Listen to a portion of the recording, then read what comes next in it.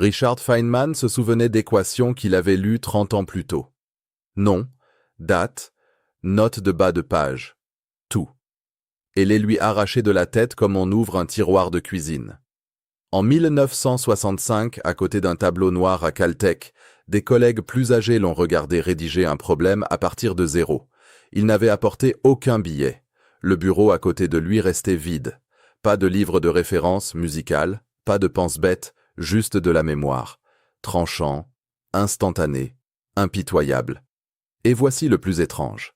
Son cerveau ne contenait rien de particulier. Aucun don photographique ne se cachait dans ce crâne ordinaire. Il n'a même pas obtenu de meilleurs résultats au test de QI que les personnes assises autour de lui. Il avait 5 habitudes tranquilles. De petits rituels presque ennuyeux qui transformaient la mémoire quotidienne en quelque chose de quasi surhumain. La première habitude explique pourquoi les enseignants se souviennent toujours de plus de choses que leurs élèves. Une autre révèle pourquoi Feynman a gardé 12 questions en tête pendant 40 ans. Et la dernière a commencé dans la cafétéria d'un collège en 1948 et s'est terminée, musique, par un prix Nobel. La plupart des gens oublient ce qu'ils ont lu dès le vendredi. Vous ne le ferez pas. À la fin de cette vidéo, vous saurez exactement comment il a stocké des informations à long terme et comment il a pu les retrouver des décennies plus tard sans le moindre effort. Musique. Une petite question avant de commencer. De quel état regardez-vous la vidéo? Déposez-le ci-dessous. Alors, cliquez sur le bouton « S'abonner » et restez avec moi. Bien, les yeux en l'air. Du café sur le bureau. Ouvrez votre carnet si vous en avez un à portée de main. Car chaque habitude que vous êtes sur le point d'acquérir débloque la suivante. Commençons par l'habitude qui explique tout. Habitude numéro 1. Enseignez-le comme à un enfant de 12 ans. Au début des années 1950, Richard s'est rendu au Brésil pour enseigner la physique à l'université de São Paulo. Ce qu'il a découvert dans ses salles de classe l'a stupéfié. Ses élèves pouvaient réciter les lois de Newton mot pour mot. Des pages entières de manuels scolaires sortaient de leur bouche par cœur. À chaque examen écrit qu'ils distribuaient, ils obtenaient d'excellentes notes en musique. Mais demandez à n'importe lequel d'entre eux ce que ces lois signifiaient dans la réalité, et vous obtiendrez le silence, des regards vides, des sourires figés. Une salle entière de jeunes esprits brillants qui avaient tout mémorisé, la musique, et ne comprenaient presque rien. Ils avaient stocké des mots, pas des idées. Feynman appelait cela un savoir fragile, des faits qui vivent dans votre tête, mais qui se brisent dès que quelqu'un appuie dessus. Et voici la partie qui devrait piquer un peu. C'est exactement ainsi que l'adulte moyen apprend aujourd'hui. Vous regardez une vidéo, vous hochez la tête en rythme, vous vous dites que vous vous souviendrez des points principaux. 3 semaines plus tard, il ne reste plus un seul détail utile. La solution est presque insultante par sa simplicité. Choisissez ce que vous venez d'apprendre. Musique. Imaginez maintenant un enfant curieux de 12 ans assis en face de vous à la table de la cuisine. Des doigts collants, de grands yeux et aucune patience pour le jargon. Explique-le à ce gamin, à voix haute, en langage clair. Pas de jargon, pas de tenue académique. Dès l'instant où vous trébuchez, vous vous figez ou vous cherchez une expression que vous ne comprenez pas vraiment, c'est là que le problème se pose. C'est là que s'arrêtent vos connaissances et que commence votre bluff. Retournez en arrière, relisez, musique, réécoutez, réessayez jusqu'à ce que les mots jaillissent sans effort. Pourquoi cette perceuse fonctionne-t-elle si bien? Car le cerveau se souvient de ce qu'il produit et non de ce qu'il consomme. L'écoute laisse une légère trace, comme une empreinte de pas dans le sable fin à marée basse. Parler, c'est graver l'idée au plus profond de sa mémoire, comme la graver dans la pierre. Des chercheurs de l'Université de Washington l'ont prouvé en 2014. Ils ont divisé les étudiants en 2 groupes. On étudiait un passage en sachant qu'on aurait un examen à ce sujet. L'autre étudia le même passage, sachant qu'il devrait l'enseigner. Même temps, même matériel, même effort. Le groupe ayant bénéficié de l'enseignement se souvenait d'environ 28% de plus que le groupe test, même si aucun enseignement réel n'a eu lieu. Le simple fait de devoir l'expliquer a modifié la façon dont le cerveau encodait tout. C'est pourquoi les professeurs se souviennent toujours de plus de choses que leurs élèves. Leur cerveau était programmé pour la production musicale et non pour la réception. Essayez ceci ce soir avant de vous coucher. Choisissez un article que vous avez lu cette semaine. Entrez dans une pièce vide. Musique. Maintenant, enseignez-le, à voix haute, Aucune remarque à un enfant invisible. Vous serez surpris de constater à quel point vous pensiez comprendre, et quelle infime partie vous appartenait réellement. C'est dans cet espace, mon ami, que commence véritablement votre apprentissage. Et ce n'est que la première habitude. Le suivant est le plus étrange des 5, parce qu'elle est contenue dans un carnet en cuir dont le monde ignorait même l'existence jusqu'à la mort de Feynman. Habitude, musique, 2. Le carnet des choses que vous ignorez. En 1988, après la mort de Richard, ses collègues ont fouillé le bureau et ont trouvé un étrange carnet en cuir glissé entre ses journaux. Le titre griffonné sur la couverture disait « Carnet de choses que je ne connais pas ». À l'intérieur, il n'y avait pas d'échec. Ce qu'il avait construit, c'était une carte. Pendant près de 4 décennies, Feynman avait discrètement consigné chaque confusion, chaque question à moitié formulée, chaque concept qui ne lui avait pas paru évident à la première lecture. Page après page, année après année, il revenait à ses entrées musicales et reconstruisait sa compréhension à partir de zéro. Ce carnet n'était pas un registre de faiblesse, c'était le moteur de son génie. La plupart des adultes font exactement le contraire. Ils tiennent des carnets où ils notent ce qu'ils savent déjà. Musique. Des points saillants soignés, des résumés codés par couleur, des listes à puces bien présentées. Cela donne l'impression d'être productif, cela paraît productif aussi, mais cela n'apprend presque rien de nouveau au cerveau. Les connaissances que vous possédez déjà n'ont pas besoin d'être protégées. C'est dans les souvenirs à moitié saisis, les plus embarrassants, ceux qu'on est presque maître de son destin, que se construit la mémoire. Voyez les choses sous cet angle. Un muscle ne se développe jamais en répétant l'exercice avec un poids qu'il peut déjà soulever. Le cerveau fonctionne de la même manière. Il vous faut de la résistance, du frottement. Ce petit pincement au cœur, ce sentiment de « je ne comprends pas encore tout à fait » est ce qui déclenche le véritable apprentissage. Voici comment adopter cette habitude sans trop y réfléchir. Prenez un cahier bon marché. Plus c'est laid, mieux c'est. Les jolis modèles donnent peur d'écrire mal dedans. En haut de la première page, inscrivez le même titre que celui utilisé par Feynman. Ensuite, chaque fois que quelque chose que vous lisez ou entendez vous laisse légèrement perplexe, notez-le. Non pas la réponse, mais la question. Ce flou dans la tête, ce moment où votre intuition vous dit que vous avez triché pour vous en sortir lors d'une conversation la semaine dernière. Une fois par semaine, prenez un matin tranquille avec ce carnet et choisissez une entrée. Un seul. Faites des recherches jusqu'à pouvoir l'enseigner à cet enfant de 12 ans dès la première habitude. Observez ce qui se passe sur une période de 6 mois. Ces gribouillis confus se transforment lentement en vos connaissances les plus précises et les plus durables. Parce que le cerveau s'accroche à tout ce pourquoi il a dû se battre. Et elle rejette tout ce qui est venu trop facilement. L'étiquette sur ce carnet est le secret. La plupart des adultes cessent d'apprendre le jour où ils prétendent en savoir déjà assez. Feynman a vécu près de 70 ans et n'a jamais cessé d'admettre ce qu'il n'admettait pas. La mémoire prospère dans les interstices entre ce que l'on sait et ce que l'on ignore. Maintenant, arrêtez-vous une seconde. L'habitude suivante n'est pas du tout une astuce mnémotechnique. C'est la raison pour laquelle les fiches de révision, les applications et les moyens mnémotechniques finissent tous par échouer sans cela. La plupart des adultes n'en ont même jamais entendu parler. Troisième habitude, les 12 problèmes préférés. Feynman a un jour confié un secret à un jeune physicien. Un outil sur lequel, selon lui, tout penseur sérieux s'appuyait secrètement. Il les appelait les 12 problèmes favoris. Le principe est le suivant. Gardez toujours à l'esprit une liste de 10 à 12 grandes questions qui vous tiennent profondément à cœur. Non pas de petites curiosités, mais de véritables obsessions. Des problèmes auxquels vous penseriez volontiers en vous rasant, en rentrant du travail en voiture, en faisant la queue pour un café à la station-service. Alors, vivez votre vie normalement. Lisez des livres, regardez des documentaires, écoutez les conversations à table. Dès qu'une nouveauté apparaît, une étude, une citation, une statistique insolite à la radio, vous la confrontez instinctivement à vos 12 connaissances. Est-ce que cela éclaire l'un d'entre eux? Pourrait-il en ouvrir un? Cela pourrait-il en tuer un autre? Lorsque la réponse est oui, écrivait Feynman, le monde vous considère comme un génie. Car tandis que tout le monde autour de vous avait oublié ce fait en moins d'une heure, vous l'avez intégré à une question que vous portez en vous depuis des années. Elle s'est verrouillée comme une clé qui glisse dans une porte ouverte. Les chercheurs spécialisés dans la mémoire ont un nom clinique pour ce qui se passe ici. On appelle cela un encodage élaboratif. En termes plus simples, le cerveau retient beaucoup plus longtemps les informations lorsqu'elles sont liées à quelque chose qui nous tient déjà à cœur.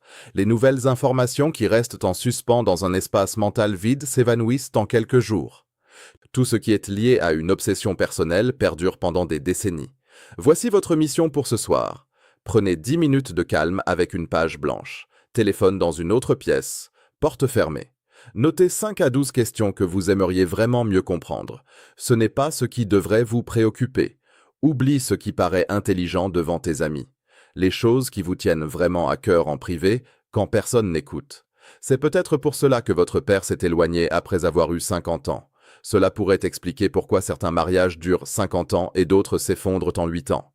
Ou comment certains hommes restent vifs d'esprit jusqu'à 80 ans tandis que d'autres sombrent dans le brouillard à 65 ans. Quels qu'ils soient, notez-les et relisez la liste chaque dimanche matin en buvant votre café. En quelques semaines, vous remarquerez quelque chose de presque inquiétant. Le monde entier commence à s'adresser directement à votre liste. Les articles que vous survolez, les podcasts que vous écoutez d'une oreille distraite, même les remarques anodines lors d'un dîner, se mettent soudain à vous fournir des pièces de puzzle, et chaque pièce s'accroche car la mémoire a besoin d'une question pour se fixer. Musique. Sans aucun doute, le cerveau n'a pas d'étagère pour ranger de nouvelles choses. L'information tombe tout simplement au sol et roule au loin. Musique.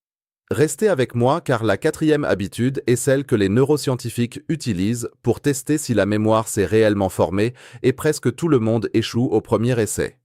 4e habitude. Reconstruire à partir de zéro. Lorsque Feynman voulait vraiment comprendre un nouveau sujet, il faisait quelque chose que ses collègues jugeaient presque ridicule. Il a jeté le manuel scolaire. Pas littéralement, bien sûr. Il fermait le livre, le faisait glisser sur le bureau, prenait une feuille de papier vierge et essayait de reconstruire tout le concept à partir de zéro. Équation, exemple, logique, même l'histoire de la genèse de l'idée, en utilisant uniquement ce qu'il avait déjà en tête. Chaque fois qu'il se heurtait à un mur, il notait exactement où, ouvrait le livre juste assez longtemps pour saisir la pièce manquante, le refermait et recommençait toute la reconstruction. Il a appelé cela son test de la page blanche. Musique. La raison pour laquelle cela fonctionne n'a rien à voir avec l'intelligence et tout à voir avec la façon dont la mémoire est câblée. Relire une page donne l'impression d'apprendre, mais le cerveau ne l'enregistre quasiment plus après la 3e lecture. Vos yeux glissent sur des lignes familières, votre esprit vagabonde. La familiarité crée insidieusement l'illusion de la compréhension sans aucune substance apparente. Cette illusion est dangereuse. C'est pourquoi tant d'hommes terminent un livre de 300 pages, le refermant avec satisfaction, et une semaine plus tard sont incapables de résumer un seul chapitre. Ils ont confondu la sensation de lire avec l'acte d'apprendre. La reconstruction bouleverse complètement le processus. Chaque espace vide est une question. Chaque case remplie est une petite victoire durement acquise. À chaque cycle de rappel, d'oubli et de nouveaux rappels, l'information s'ancre plus profondément dans la mémoire à long terme, exactement là où vous souhaitez qu'elle se trouve. Des chercheurs en sciences cognitives de l'université Purdue ont chiffré ce phénomène dès 2011. Les étudiants qui ont relu les documents ont obtenu un score d'environ 30% à un test passé une semaine plus tard. Ceux qui ont fermé le livre et noté les idées principales de mémoire ont obtenu un score supérieur à 50%. Mêmes élèves, même matière, même temps d'études, résultats radicalement différents. Appliquez cet exercice partout où vous souhaitez acquérir des connaissances durables. Tu as fini un chapitre d'un livre? Fermez-le. Installez-vous confortablement. Avant de passer à la suivante, notez l'idée principale dans vos propres mots sur une page blanche. Tu as regardé un documentaire hier soir? Éloignez-vous de l'écran et esquissez la chronologie de mémoire avant d'aller au lit. Avez-vous assisté à une réunion pleine de décisions? Avant d'ouvrir votre ordinateur portable, notez de votre propre main ce qui a été convenu. Vous échouerez au début. Cet échec est précisément le but recherché. Ce que vous construisez, vous le conservez. Ce que vous ne faites que lire, vous le louez. Il ne reste plus qu'une habitude, et c'est peut-être la plus importante de toutes, car sans elle, les 4 premières ne tiennent même pas longtemps.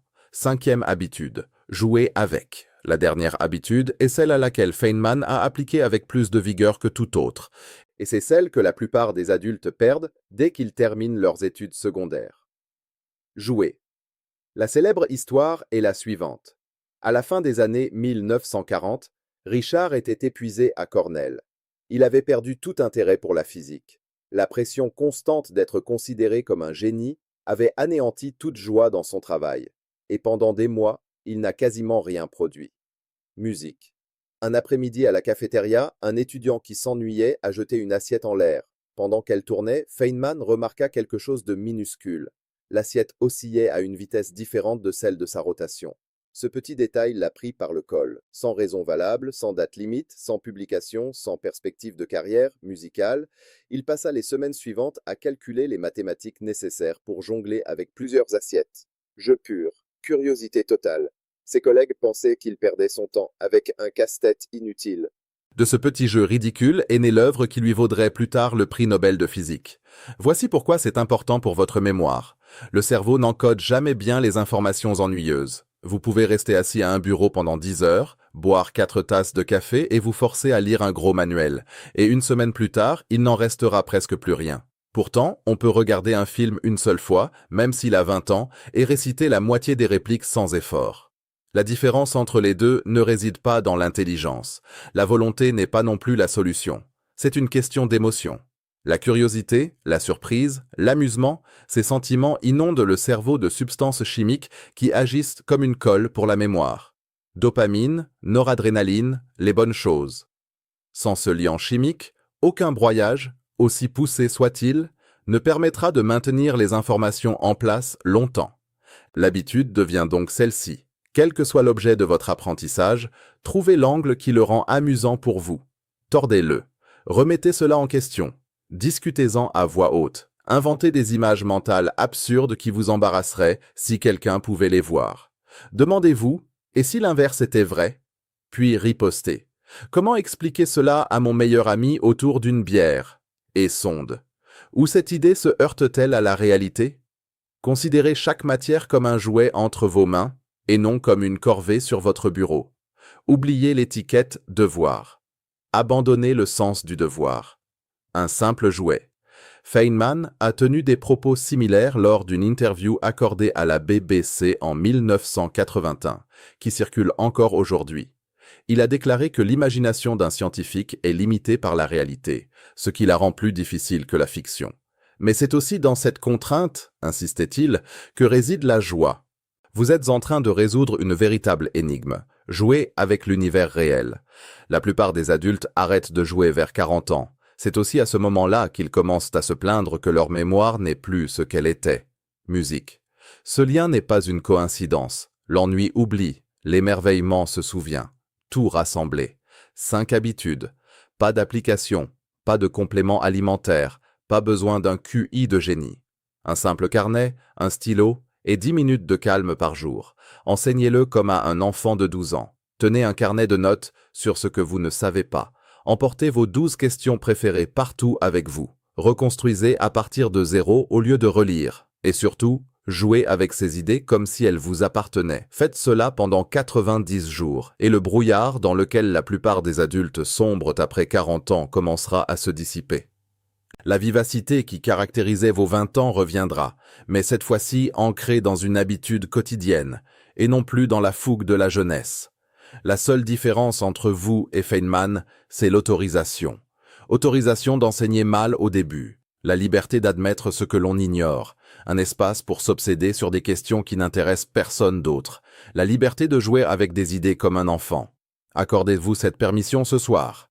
Si cela vous a été utile, cliquez sur le bouton « J'aime » ci-dessous. Cela indique à l'algorithme de montrer cette vidéo à d'autres esprits curieux de votre âge. Abonnez-vous et activez les notifications pour recevoir plus d'analyses sur la façon dont les plus grands penseurs du monde ont réellement pensé. Musique. Restez vigilants. Gardez votre curiosité vivante. On se retrouve dans le prochain épisode.